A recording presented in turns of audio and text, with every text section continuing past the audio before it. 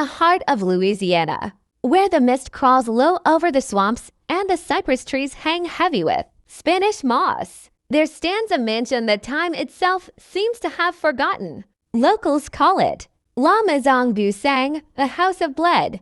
Its real name has faded from records, erased perhaps by design or by fear. The estate sits on the outskirts of St. Francisville, surrounded by dark water that never reflects the sky and wind that carries the scent of decay. To the untrained eye, it's just another relic of the antebellum South, a collapsing plantation swallowed by vines and silence. But those who live nearby, they'll tell you something different. They'll tell you that, at night, the mansion breathes. It exhales through broken shutters and inhales through its hollow hallways. Some nights, you can hear the faint rhythm of shovels hitting dirt, the echo of buried hands clawing their way out. No one dares to go near after sundown. Even the bravest hunters turn back before crossing the black stream that marks the property's edge. The story of the mansion begins in the early 1800s, when Louisiana was both paradise and hell for those who sought fortune. Cotton was king, and landowners were gods in their own eyes. Among them was Madame Celeste Duval, a woman whose beauty was said to rival her cruelty. She inherited the estate after her husband, the wealthy French trader, died mysteriously one summer night. Some said it was fever. Others whispered poison.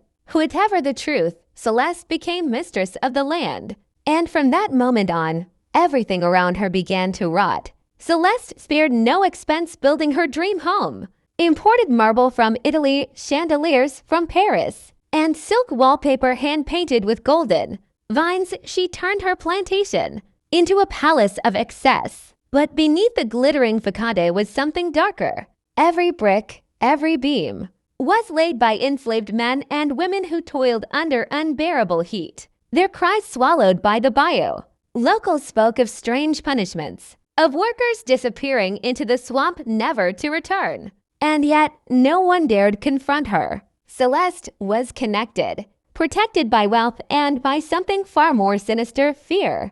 The first sign that something was deeply wrong came in the winter of 1837. One of her servants, a young girl named Elise, went missing. When her family came to the mansion to plead for answers, Celeste dismissed them coldly, claiming Elise had stolen silverware and run off into the night. But days later, one of the kitchen hands found a scrap of the girl's apron half buried in the garden soil. The hem was stained not with mud, but with blood. After that, disappearances became routine.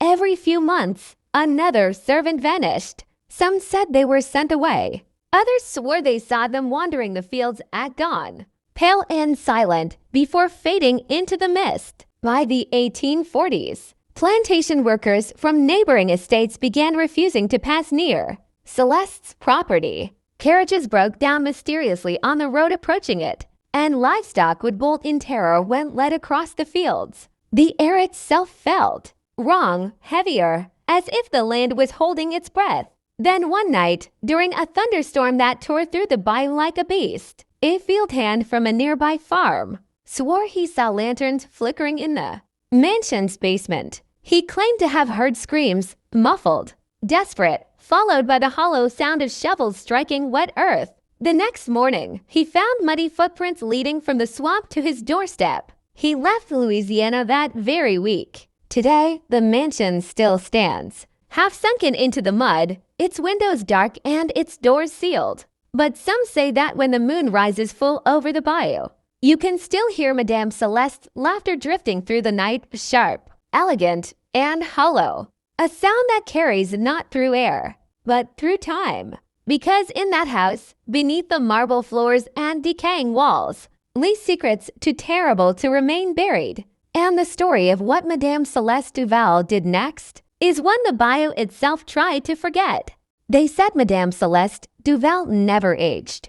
In portraits that still hang in forgotten archives of St. Francisville, her face is porcelain smooth, her eyes sharp as broken glass. Even as decades passed, visitors to her plantation described her as unreal, a woman frozen. between beauty and something otherworldly. But those who served her knew the truth. Celeste wasn't preserved by grace. She was consumed by it. After her husband's death, she surrounded herself with luxury but withdrew from society. Grand dinners turned into solitary feasts. Guests stopped being invited. Curtains were drawn even in daylight. Her servants whispered that she wandered the hallways in the dead of night, carrying a single candle, speaking to someone no one could see. One maid claimed she heard Celeste whispering in French near the cellar door. "They won't forgive me. They never sleep." But the moment Celeste noticed her, the maid was dismissed and never seen again. By the early 1840s, the mansion had turned into a gilded prison. Celeste's servants worked in silence, terrified of attracting attention. She had an uncanny ability to appear without sound in the doorway, at the stairs' end, watching. Her face calm, her voice smooth, her punishments unthinkable. Rumors spread among the enslaved workers that Celeste believed herself cursed. They said she heard footsteps following her when she walked through the hallways, footsteps that never echoed in the same direction. Doors would close by themselves. Mirrors fogged even when the air was warm. And when she looked into her reflection, sometimes she saw others staring back. The townsfolk, meanwhile, had grown suspicious. Priests refused to bless her land. Church records show that Father Benoit attempted to visit the estate in 1842 after complaints of strange fires seen in the orchard. He never returned. The only trace found was his rosary, blackened and bent, hanging from the mansion's iron gate. That same year, Celeste began expanding the mansion's foundations. Workers said she ordered the digging of deep, windowless chambers beneath the main hall for storage, she claimed. But when one of the masons asked why the walls were to be reinforced with brick instead of stone, she smiled faintly and said, "Because brick breathes, stone does not." No one questioned her guy.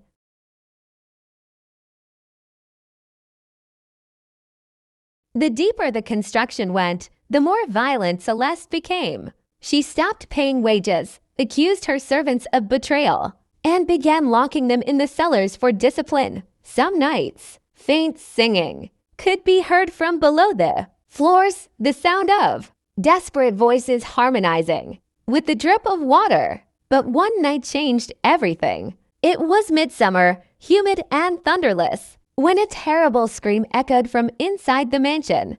The neighbors, few and far between, saw a glow of fire through the upper windows. By dawn, smoke still hung in the air, yet the mansion itself was untouched. Celeste emerged onto her balcony in her nightgown, pale and shaking, and declared that the devil had come for her. From that day forward, she refused to sleep in her bed. Her sheets remained perfectly made and touched for years. Instead, she was seen pacing through the halls until dawn, whispering prayers that turned into curses and curses that turned into sobs. But the most disturbing change came in her servants. They had grown fewer, not through escape or sale, but disappearance. The kitchens went quiet. The fields overgrew with weeds. Those who remained were like ghosts, hollow-eyed and fearful, moving only when ordered. By 1845, travelers reported hearing voices calling from the mansion's cellar, pleading, crying, then silenced abruptly. And yet, Celeste carried on as though nothing had happened. To her rare visitors, she smiled, poured imported wine, and spoke of art and beauty. She even laughed. But her laughter had changed. It was brittle, too sharp for joy. Some nights, children from nearby farms saw her standing on her balcony, gazing out over the bayou, her lips moving without sound. One swore she was counting something, one number for every soul beneath her roof, her voice rising and falling like a prayer. But it wasn't until the 1860s, after the Civil War, that the mansion's true horror was discovered. Union soldiers sweeping through Louisiana stumbled upon the Duval estate. Expecting looters, they entered cautiously. What they found was something far worse. The mansion was cold and silent. Dust and cobwebs coated every surface. The dining table was still set, plates and glasses arranged for a meal that never came. And at the head of the table sat a skeleton draped in the remains of a silk dress, a silver locket still hanging from its neck. Inside the locket was a painted miniature of Madame Celeste Duval, smiling. In the basement, soldiers found a wall that didn't sound solid when struck. When they broke through it, they uncovered a room no one had known existed, a burial chamber. The walls were lined with brick, and behind each brick was a hollow cavity filled with bones. Dozens of them. Some were small, some large. Some had chains still clasped around their wrists, and they're etched faintly into the wall. Written in dried blood was a single line in French, "Forgive me." They would not be silent. That night, the soldiers sealed the house and left without speaking a word. None of them stayed in St. Francisville after that. None of them ever returned to the site, because whatever had happened in that mansion, it hadn't ended. After the Civil War, Louisiana's scars ran deep, but none quite like the one left by the Duval estate. The mansion sat abandoned for nearly 20 years, swallowed slowly by the swamp. Cypress roots pierced the foundation, vines claimed the veranda, and storms peeled away its once white paint until it looked like bone under the moonlight. Locals refused to go near it. Hunters claimed the swamp went silent the moment they crossed the property line. Dogs would whimper and refuse to step closer. And on windless nights, a low moaning sound drifted from the mansion, not quite human, but unmistakably sorrowful. The town's children turned the legend into a dare. They'd sneak up to the rusted gate, whisper Celeste's name 3 times, and swear they could hear tapping beneath their feet. The bravest ones would press their ears to the ground and come running back pale, insisting they'd heard voices, faint, pleading, and desperate to be heard. But it wasn't until 1884 that someone finally dared to enter the house again. That someone was Eleanor St. James, a wealthy widow from New Orleans who bought the estate with dreams of restoring it. She was drawn to its tragic beauty, the marble staircase, the ballroom that opened to the bayou, and the promise of solitude. She dismissed the locals' warnings as superstition, telling her friends she would breathe life into a place death had long abandoned. From the moment she arrived, strange things began to happen. On her first night, as rain battered the windows, Eleanor heard footsteps echoing above her bedroom. She assumed it was one of the laborers staying behind after hours, until she realized the upper floor hadn't been renovated yet. When she called out, the footsteps stopped. Then, slowly, she heard 3 soft knocks on the wall behind her bed. The next morning, her workers refused to come back. They said they'd heard someone singing in the cellar, a woman's voice humming an old French lullaby. But when they checked, the basement door was locked tight, and the key still hung from Eleanor's belt. She laughed it off for a while. As weeks passed, Eleanor began to feel uneasy. She would wake to find her furniture slightly moved. Doors she'd closed were open again. Sometimes, when she stood in the grand hallway, she could hear faint breathing behind her, close enough to feel, but never see. Murmuring apologies to no one. One morning, her maid found her sitting at the dining table, the same table where Celeste's remains had been discovered years before. Eleanor was pale, trembling, staring at something unseen in the corner. She whispered, "They're under us, still breathing." Within a month, she vanished. When a search party entered the house, they found no sign of her, only her diary, lying open on the floor beside the basement door. The final entry read, "The walls are moving again. They whisper in the dark." She says she can't sleep until they stop screaming. The mansion was abandoned once more. By the early 1900s, the estate had become a forbidden ruin. Travelers claimed they could see lights flickering inside from miles away. Swamp fishermen said they'd heard the faint sound of shovels hitting wet ground. One even swore he saw a figure standing on the balcony, a woman in a tattered gown, her face pale as moonlight, watching him until dawn. Locals say that when the fog rolls over the bayou, it carries voices, soft, broken whispers, all saying the same thing in French. "Et des news. She will not let us go." Help us. She will not let us go. And somewhere beneath the mansion's rotting floors, something still stirs, something that never forgave, never forgot, and never died. Because the dead, it seems, remember who buried them. The next morning, their camp was found abandoned. All their tools, tents, and food were still there, but the men were gone. A single note written hastily in mud on the side of a work truck read, "They're under us." No one ever found the workers. The oilmen backed out of the deal immediately. By the 1970s, the state tried once more to take control of the property, this time to preserve it as a historical site. Officials sent a small restoration team, led by an architect named Josephine Mirren. She was a skeptic too, until she spent her first night in the house. Her recorded testimony, preserved in local archives, described what happened. Around midnight, the temperature dropped suddenly. The air smelled like wet earth. Then came the tapping, slow, rhythmic, like fingernails on wood. I thought it was rats, but when I moved closer, I heard a whisper say my name.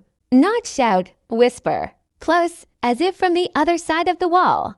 Josephine fled that night and never returned. After that, the state sealed the mansion completely. The entrance was welded shut, and the road leading to it was closed to the public. Still, those who live nearby claim that the curse remains active. Farmers say their animals refuse to graze near the boundary line. Campers have reported hearing screams carried through the mist, and on rare nights when the moon is full, the bayou's surface ripples without wind, as if something beneath it is trying to rise. Generations have tried to forget Madame Celeste Duval, but the land remembers her. The house remembers her, and the voices beneath the floors, the ones that never stopped whispering, still call for justice in the only way they can, not through words, through fear. Because the curse that began with one woman's cruelty didn't end with her death. It became the earth she walked on, and it's still spreading.